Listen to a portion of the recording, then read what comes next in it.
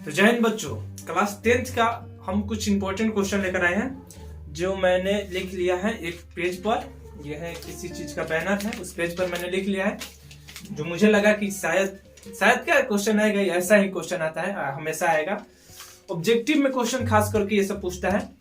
कभी कभी कोई इसमें है जो 2 नंबर में पूछ देते हैं, 5 नंबर वाला इसमें कोई क्वेश्चन नहीं है। तो हम इसे बनाएंगे और देखेंगे कि इसमें मतलब इसका पूरा विश्लेषण करेंगे कि मतलब एक क्वेश्चन है ना, तो ये नहीं कि क्वेश्चन का हम आंसर बताकर और बस चले जाएंगे।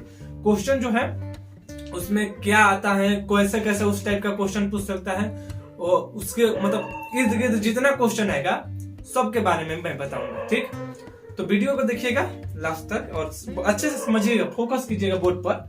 ठीक है, तो जैसे हमें दिया हुआ है परिमेय और अपरिमेय से क्वेश्चन आता है। क्वेश्चन कहां से आता है? परिमेय और अपरिमेय से।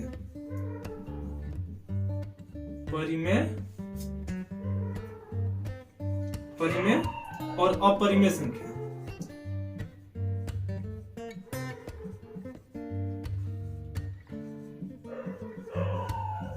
परिमेय और अपरिमेय संख्या, इससे क्वेश्चन आता है तो हम बता दें ऐसे ही कि दो परिमेय संख्या, अपरिमेय संख्या है, अपरिमेय है, और ये क्या है 5 एक परिमेय संख्या है। तो इससे काम नहीं चलेगा, इससे तो सबको पता होगा। लेकिन हम बताएंगे आपको कि परिमेय संख्या और अपरिमेय संख्या जो है, परिमेय और अपरिमेय संख्या ये कहते किससे। सिंपल सा बात है, थोड़ा सा ज्यादा टाइम लेंगे लेकिन कंसेप्ट क्लियर करते जाएंगे। तो हम ले लेते हैं हमारा क्वेश्चन है, परिमेय संख्या पहले किसे कहते हैं? परिमेय संख्या किसे कहते हैं? जो P बटा Q के रूप में होता है, जो फ्रिक्शन के रूप में होता है। जैसे फ्रिक्शन का रूप का मतलब, कहने का मतलब है परिमेय संख्या के बारे में हम बात करें जो P बटा Q के रूप में होता है।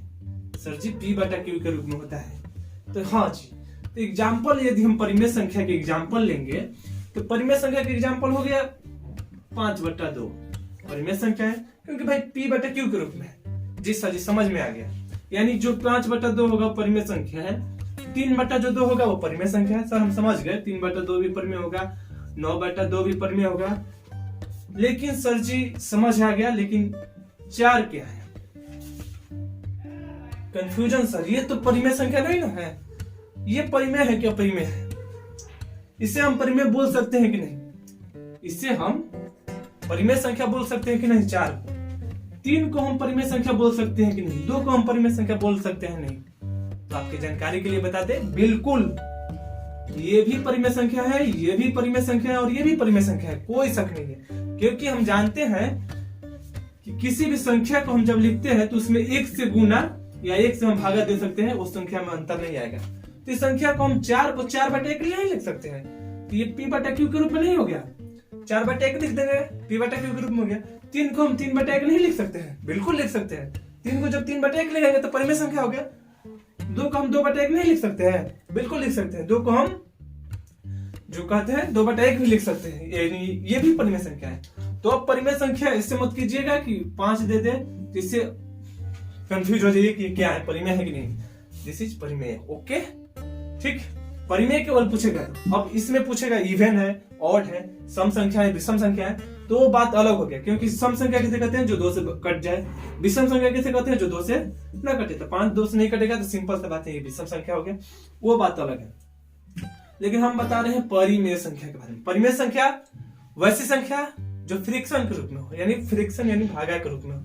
जिस संख्या को हम भागा के रूप में लिख सकते हैं उससे हम क्या कहते हैं? परिमेय संख्या कहते हैं। अपरिमेय संख्या के बारे में हम देखेंगे। अपरिमेय संख्या किसे कहते हैं? अपरिमेय संख्या जिसका सिंपल फ्रिक्शन ना हो। जैसे हम कुछ कहें कि जैसे किसी चीज का मतलब सिंपल जो है ना, बाटा के रूप में सिंपल ना हो, जैसे नॉर्मल ना, P बटा Q के रूप में नॉर्मल ना हो। ठीक, उससे हम क्या करेंगे? या फिर कह सकते हैं आपके जन ऐसे नॉर्मल बात में समझिए तो सिंपल सा बात है जिसका रूट हम नहीं निकाल सके। यदि कोई संख्या रूट अंडर है, इसका रूट हम नहीं निकाल पाते हैं, तो ये क्या हो गया? अपरिमेय संख्या। अब तो ठीक है सर जी, ये समझ में आ गया, जिसका हम रूट नहीं निकालेंगे उसे अपरिमेय कह देंगे। यानी रूट 3 क्या है? एक अपरिमेय संख्या है। रूट 2 भी एक अपरिमेय संख्या है भैया, हम रूट 2 का भी नहीं निकाल सकते, बिल्कुल है। रूट 5 भी एक अपरिमेय संख्या है, नहीं निकाल सकते हैं, बिल्कुल है। रूट 4 क्या है? रूट 4 एक अपरिमेय संख्या है, जो रूट के अंदर होता है वो अपरिमेय संख्या होता है। जी हाँ, रूट के अंदर है, लेकिन इसका तो निकाल सकते हैं ना बाहर। रूट 4 का क्या होता है, 2 होता है। ये तो परिमेय हो गया, तो रूट 4 एक परिमेय संख्या नहीं है। चलिए ये समझ में आएगा कि चलिए रूट के अंदर तो ठीक है, रूट के अंदर जितना मिलेगा जिसका हम रूट नहीं निकाल सकते वो हमारे लिए आज से क्या हो गया, अपरिमेय संख्या। निश्चिंत, परिमेय संख्या जो p बटा q के रूप में आ गया। लेकिन क्वेश्चन जो आपका रहेगा वो ये रहेगा, 2 माइनस रूट 5 कैसी संख्या है, परिमेय है कि अपरिमेय है? भाई p बटा q के रूप में, ये हो गया कंफ्यूजन बहुत बड़ा। ठीक, 2 बटा रूट 5 कैसी संख्या है, परिमेय है क्या अपरिमेय है? जी बिल्कुल, इसका भी सिंपल जो है फ्रैक्शन नहीं निकलेगा, ये भी हमारा अपरिमेय है। यानी इससे साफ निष्कर्ष निकलता है कि एक अपरिमेय संख्या में किसी भी हम संख्या को यदि जोड़ देते हैं, किसी भी परिमेय संख्या को हम जोड़ते हैं तो क्या होता है, अपरिमेय संख्या होता है। या फिर घटाते हैं तो अपरिमेय संख्या होता है। यानी 2 माइनस रूट 5 हो या 2 प्लस रूट 5 हो, ये क्या होगा, अपरिमेय संख्या होगा। क्योंकि किसी भी अपरिमेय संख्या में हम यदि परिमेय संख्या को जोड़ेंगे तो क्या होगा, अपरिमेय ही होगा। ये भी अपरिमेय होगा, सिंपल बात। परिमेय अपरिमेय समझ में आ गया होगा। यदि हम आपको पूछे, यहां से यदि हम आपको पूछे रूट 5 बटा रूट 4 ये क्या है, परिमेय संख्या है क्या अपरिमेय संख्या है?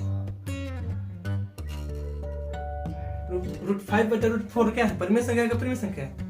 आप बोलेंगे सॉरी रूट 5 बटा 2 p बटा q के रूप में तो है, लेकिन इसका सिंपल फ्रैक्शन है।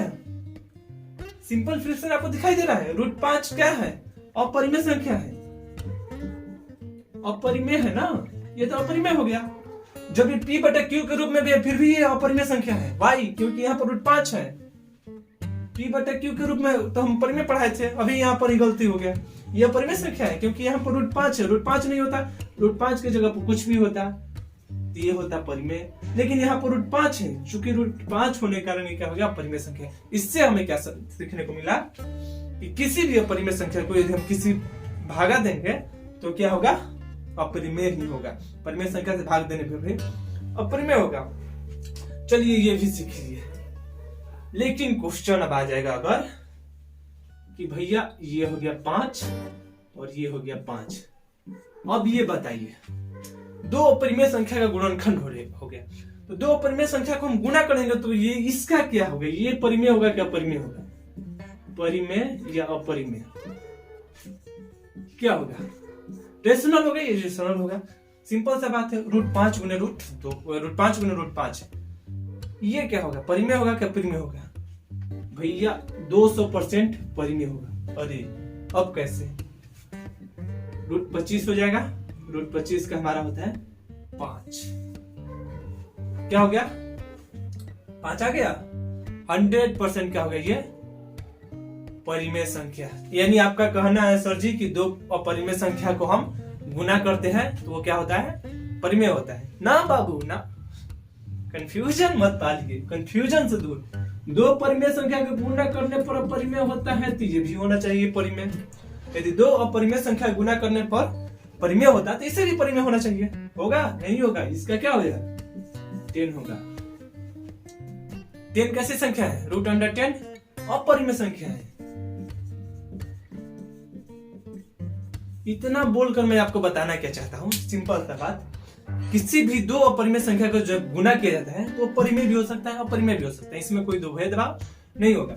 जैसे यहाँ पर परिमेय हुआ, यहाँ पर अपरिमेय हो गया गुना करने पर। लेकिन किसी भी संख्या को, किसी परिमेय संख्या को, लेकिन परिमेय संख्या को परिमेय संख्या से गुना करेंगे हमेशा परिमेय रहेगा, ठीक, उसमें कोई दिक्कत नहीं होगा। तो ये होगा परिमेय अपरिमेय। अब कोई पूछेगा कि परिमेय संख्या किसे कहते हैं, तो कंफ्यूजन तो नहीं ना होगा। ऐसा नहीं ना कि बस एक पढ़ लिया कि जो रूट के अंदर होगा रूट 5 एक परिमेय संख्या है, रूट 3 एक परिमेय संख्या है, ऐसा नहीं होना चाहिए। इस पे भी 2 नंबर का एक बहुत शानदार क्वेश्चन आता है कि सिद्ध कीजिए कि रूट 3 एक परिमेय संख्या है। वो खैर बाद में बताएंगे, अभी नहीं बताएंगे। एक वीडियो में सब जान जाइएगा नहीं बताएंगे। तो रूट 3 कैसा संख्या है, अपरिमेय संख्या है। 3 कैसा संख्या है, परिमेय संख्या है। परिमेय संख्या जो सिंपल फ्रैक्शन हो, अपरिमेय संख्या जिसका फ्रैक्शन क्या हो, सिंपल ना हो। देन हमारा सेकंड क्वेश्चन परिमेय समझ में आएगा। हम टॉपिक क्वेश्चन नहीं बता रहे, हम टॉपिक बता रहे हैं कि ऐसा क्वेश्चन रहेगा तो ऐसे करना है, ठीक। अब देखते हैं हमारा जो है क्वेश्चन वो क्या है कि बोल रहा है कि 6x माइनस 21 का शून्यांक है 6x माइनस 21 का 1 इक्वल टू 0 का, तो x इक्वल टू पूछ रहा है वाट, x का मान पूछ रहा है। तो x का मान कैसे निकालते हैं, 6x माइनस 21 इससे आ जाएगा 21, x इक्वल टू 21/6 और इससे हम क्या कहते हैं x का आंसर, ये हमारा आंसर हो जाएगा। इस टाइप का भी क्वेश्चन रहेगा, नॉर्मल क्वेश्चन था इसीलिए ले लिए। देन नेक्स्ट क्वेश्चन जो हमारा दे रहा है इसमें बोल रहा है कि x square minus 10x plus 25 का घात कितना है। x square minus 10x plus 25 का घात का पावर, घात पूछ रहा है। तो घात क्या होता है पहले ये देख लीजिए, ये कितना घात है, मैक्सिमम पावर ऑफ चर यानी मैक्सिमम पावर ऑफ क्या बोलते हैं उसे, x के जो मैक्सिमम पावर होगा उसे हम लोग घात बोलते हैं। मैक्सिमम पावर इसका x का कितना है 2 है, इसका घात कितना हो जाएगा 2। इसे हम द्विघात समीकरण कहते हैं, जिसका घात 2 होता है उसे क्या कहते हैं द्विघात समीकरण। जैसे अभी पहले हम जो लिखे थे इक्वेशन क्या था 21, ये कैसा है, ये कैसा समीकरण है, रैखिक समीकरण, रैखिक इक्वेशन है, लीनियर समीकरण। और ये क्या है द्विघात समीकरण है। तो इसका घात कितना होगा 2, इसका घात कितना होगा 1 जो लिखे थे, इसका घात होता है 1। ये जो है x square minus 10x plus 25 का घात कितना हो गया 2। इस तरफ का घात के लिए भी क्वेश्चन देगा। यहाँ पर यदि 3 होता तो घात हो जाता 3, यहाँ पर 4 होता। In maximum power of x के जो मैक्सिमम पावर होता है इसे क्या कहते हैं हम घात कहते हैं। और इसका जो मान निकलेगा x का, यदि x स्क्वायर है तो इसका x का जो मान निकलेगा वो कितना निकलेगा, x का वैल्यू 2 निकलेगा। घात का मतलब वही होता है, इसका वैल्यू कितना, x का वैल्यू कितना निकलेगा, तो 2 पावर 2 वैल्यू। फिर कह रहा है द्विघात समीकरण कौन है, द्विघात समीकरण किसे कहते हैं। द्विघात समीकरण वैसे इक्वेशन जिसका मैक्सिमम पावर कितना हो 2, जिसे अभी हम लिखे थे कुछ भी लिखे थे लेकिन देखिए 2x square plus 5x plus 3 is equal to 0। इसे हम क्या कह सकते हैं, इसे हम द्विघात समीकरण कह सकते हैं जिसका मैक्सिमम पावर कितना है 2 है। तो द्विघात समीकरण किसे कहते हैं, जिसका मैक्सिमम पावर कितना हो 2 हो। रैखिक समीकरण किसे कहते हैं, जिसका मैक्सिमम पावर 1 हो। 3 पावर हो गया द्विघात समीकरण, आगे वैसे ही बढ़ता रहेगा। आपके लिए 2 पावर वाला आएगा, इसे घात पूछने के लिए शायद 3 पावर दे सकता है। तो x का घात देखना है, x का घात सबसे ज्यादा कौन सा है, ऐसे उलझा कर भी क्वेश्चन दे सकता है। अब जैसे देगा उस देख लीजिएगा, हल करने के बाद भी कुछ हो सकता है निकले। तो द्विघात समीकरण हो गया। फिर बोल रहा है कि कोई एक संख्या है जिसका लॉसा दिया हुआ है, किसी संख्या लॉसा दिया हुआ 5 और उसका मौसा दिया हुआ है महत्तम समापवर्तक वो दिया हुआ है 3। अब पहली संख्या दिया हुआ है, पहली जो संख्या है वो दिया हुआ है 7। तो दूसरी संख्या हमें ज्ञात करना है, हमें क्या ज्ञात करना है, दूसरी संख्या हमें क्या करना है ज्ञात करना है। इस टाइप का क्वेश्चन एक क्वेश्चन आपको रहेगा, हमेशा रहेगा। इसका फॉर्मूला क्या होता है, वो होता है कि पहली संख्या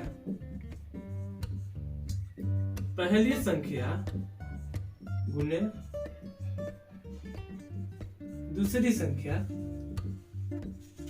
इज इक्वल टू मौसा गुने लसा। ये फॉर्मूला बहुत इंपॉर्टेंट है आपके लिए, 1 नंबर के लिए बहुत इंपॉर्टेंट है। ये क्वेश्चन आएगा पहली संख्या गुने दूसरी संख्या मौसा गुने लसा। एक क्वेश्चन इस पर रहेगा, एक क्वेश्चन इस पर रहेगा। अब हम बैठा देंगे पहली संख्या कितना है 7, दूसरी संख्या कितना है ज्ञात करना है, मान लेते हैं x। दूसरी संख्या क्या हो गया x, मौसा कितना हमारा दिया है 3, लसा कितना है 5। ठीक है, तो x इक्वल टू हमारा क्या आ जाएगा 15/7। ये हमारा हो गया दूसरी संख्या। तो ये पहली संख्या गुने दूसरी संख्या इक्वल टू मौसा गुने लसा, ये आपको याद रखना है। ठीक, आगे देखते हैं, आगे वाला जो है आगे का क्वेश्चन वो क्या होता है। आगे का जो क्वेश्चन है वो है आपका x² प्लस x माइनस 20। इसका हमें क्या ज्ञात करना है? रूट ज्ञात करना है, रूट्स ज्ञात करना है। कैसी संख्या है ये? कैसा मतलब समीकरण है? कैसा है? दीर्घात है कि रैखिक? जी, दो घात है तो ये दीर्घात समीकरण हो गया। दीर्घात समीकरण हो गया तो इसका हमें क्या करना है? रूट ज्ञात करना है। रूट मतलब क्या होता है? मूल होता है, हिंदी में मूल बोलते हैं इसे, रूट को। तो हम गुणनखंड विधि से मूल को ज्ञात करेंगे क्योंकि ये आसान होता है। एक आपके पास होता है, आप क्या कीजिए कि डी निकालिए b² माइनस 4ac से, और उसके बाद आपका जो होता है x का वैल्यू होता है क्या होता है? Minus b plus minus root under d/2a। एक इस तरह से हम रूट निकालते हैं। और एक आपका होता है गुणनखंड विधि। गुणनखंड विधि से निकालना आसान होता है। जब गुणनखंड विधि से नहीं निकलता है तब इस तरह से आप निकाल सकते हैं। तो गुणनखंड विधि से निकालेंगे तो गुणनखंड विधि में हमारा क्या होता है? देखिए, बहुत इंपॉर्टेंट विधि है। कहाँ गया बात कर? हाँ, ये देखिए, गुणनखंड विधि में जो होता है कि इससे हम लोग गुना करते हैं। बहुत सिंपल ट्रिक है, समझिए। इससे गुना करते हैं, क्या हो गया? 20x² हो गया। अब बीच वाला जो है इसको ऐसे तोड़ना है, ऐसी संख्या से तोड़ना है कि गुना करने पर तो इतना आ जाए, और जोड़े या घटाए तो इतना आ जाए, या तो जोड़ कर इतना आ जाए 1x है ना बीच वाला, जोड़ के इतना आ जाए या घटा कर इतना आ जाए, और गुना करे तो इतना आ जाए। ऐसी संख्या आपके दिमाग में आ रहा है जो गुना करने पर इतना आ जाए 20x², और जोड़ या घटाने पर 1x आ जाए? कोई संख्या गुना करने पर 20 लाना है जी। 10 × 2 20 आएगा ना? आ गया ना? आ गया? नहीं आया जी। 5 × 4 देखेंगे। 5 × 4 कितना होता है? 5 × 4 5 × 4 या 4 × 5 कर दो। 5 × 4 कितना हो गया? 20 हो गया ना? 5 × 4 20 हो गया। घटाएंगे तो 5 में से 4 घटाएंगे, कितना बचा? 1। घटाने पर भी एक आ गया, गुना करने पर 20 भी आ गया। दिस इज परफेक्ट, ये हमारे लिए परफेक्ट है। तो हो गया x² प्लस में आना चाहिए 5x। जोड़ेंगे तब एक आएगा कि घटाने पर एक आएगा? 5 × 4 घटाने पर आएगा तो माइनस 4x माइनस का 20। अब देखिए, हम देखते हैं करके। 5 × 4 plus minus minus 20x², x² और 5 में से 4 घटेगा तो कितना बचेगा? 1 बचेगा। बिल्कुल सही है। अब हम देखेंगे इसे, तो ये हमारा क्या होगा? इसमें से हम x को कॉमन ले लेंगे तो x + 5 आ गया। इसमें से हम 4 को कॉमन ले लेंगे तो x + 5 आ गया। अब ये भी देखिए इंपॉर्टेंट है, अगर यहाँ पर ये सेम नहीं आ रहा है, आपने गलती लिया है। ये अगर सेम नहीं आ रहा है तो आपने क्या किया है? गलती लिया है। तो ये हो गया हमारा। अब यहाँ से देखिए, x - 5 x + 5 फिर से कॉमन ले लेगा। इसमें से x + 5 कॉमन तो क्या होगा? x - 4। x + 5 कॉमन लेगा तो इसमें x बचा, इसमें 4 बचेगा, x - 4 बचा। अब हम करेंगे कि x + 5 जो हो गया वो 0 के बराबर, और x - 4 जो हो गया वो भी कितने के बराबर? 0 के। तो x बराबर हमारा आ गया -5, x बराबर आ गया हमारा 4। दिस इज हमारा रूट। कितना आंसर है x का? 2 रूट आया। x का कितना वैल्यू है? 2 -5 माइनस का क्यों आया? क्योंकि ये क्या था? दीर्घात इक्वेशन था, इसलिए 2 है। रैखिक होता तो एक आता। यदि हम आपको बताएं कि सर हमें समझ में नहीं आता है कि हम कैसे 5 × 4 करें, 5 × 4 करें, हमें कैसे समझ में नहीं आता है। मान लीजिए आप तो बता दिए तो हम समझ गए। x² प्लस 2 - 20 था। सर हम कैसे 5 × 4 करें, कैसे ले? नहीं समझ में आता है तो वही वाला x बराबर -b plus minus root under d/2 ऐसे बनाइए। एक option, first option. Second option देखिए कैसे इसे निकालते हैं। हम 20 से लेंगे, 20 × 1 कितना होगा? 20 गुना करने पर तो हो जाएगा, जोड़ने घटाने पर होगा? नहीं होगा। अब देखेंगे कि फिर इसके बाद नीचे आएंगे कि कितना कौन सा गुना करेंगे। तो हम 2 लेंगे, 2 × 10 20 होगा। 1 के बाद 2 लीजिए, 20 तो हो गया, लेकिन जोड़ने घटाने पर x आ रहा है, x आ रहा है, यहाँ पर x था ना, x आ रहा है, नहीं आ रहा है, चलिए घटाइए। 3 से किसी में गुना करेंगे 20 होगा जी? नहीं होगा। 4 से गुना करेंगे 4 × 5। 4 में 5 से गुना करेंगे कितना हो गया? 20। सही बात है। 4 में से 5 घटाएंगे एक आता है, लेकिन 5 में से 4 घटाने पर तो एक आता है ना, इसीलिए हम इसे टिक कर देंगे, आगे बढ़ेंगे नहीं। जब वैसा आ गया तो फिर आगे बढ़ने की जरूरत ही नहीं। ठीक है, ये समझ में आ गया कैसे लेते हैं। अगला क्वेश्चन हम बनाएंगे, अगला क्वेश्चन दिया हुआ है px इक्वल टू दिया हुआ है 2x² प्लस 5x माइनस 12। एक से ज्यादा क्वेश्चन भी आपको देखने को मिल जाएगा इस टाइप का, जिसका यदि गुणांक अल्फा बीटा हो तो alpha plus beta equal to what, alpha into beta equal to what. एक से ज्यादा क्वेश्चन भी आपको ऐसा देखने को मिल सकता है सर। हम बताते हैं आपको x alpha plus beta, alpha minus alpha into beta, इसका क्या होता है। अल्फा प्लस बीटा का सिंपल सा फॉर्मूला याद रखिएगा, minus B by A. Alpha into beta का सिंपल सा फॉर्मूला याद रखिएगा, सी बाई ए। चलिए, एक या 2 नंबर पक्का, 1 नंबर कंफर्म 100%, 2 नंबर 90%। 1 नंबर तो कंफर्म हो गया, 1 नंबर इस पर आएगा जी, alpha plus beta minus B बटा A, alpha into beta C बटा ए। ये जो इक्वेशन है इसे हम नॉर्मल फॉर्म में जो लिखते हैं वो कैसे लिखते हैं, लिखते हैं ऐसे ax² plus bx plus c is equal to 0। अब समझ में आ गया a कौन है, b कौन है, c कौन है। x² के जो गुणांक होता है उसे a बोलते हैं, x का जो गुणांक होता है b बोलते हैं, और जो कांस्टेंट टर्म होता है उसे हम c कहते हैं। ये हो गया x² plus bx plus c equal to 0।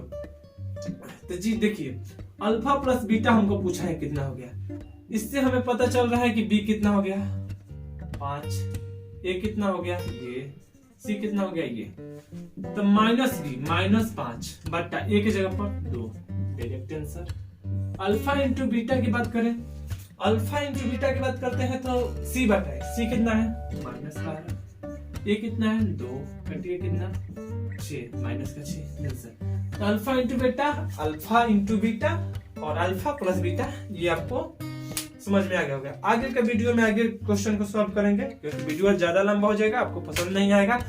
ठीक है, आज यहीं तक रहने देते हैं। अगर वीडियो समझ में आया होगा तो लाइक कर दीजिए, कमेंट अगर कुछ कंफ्यूजन है तो कमेंट में पूछ सकते हैं, या फिर उसके बाद वीडियो को शेयर कर दीजिएगा। Thank you.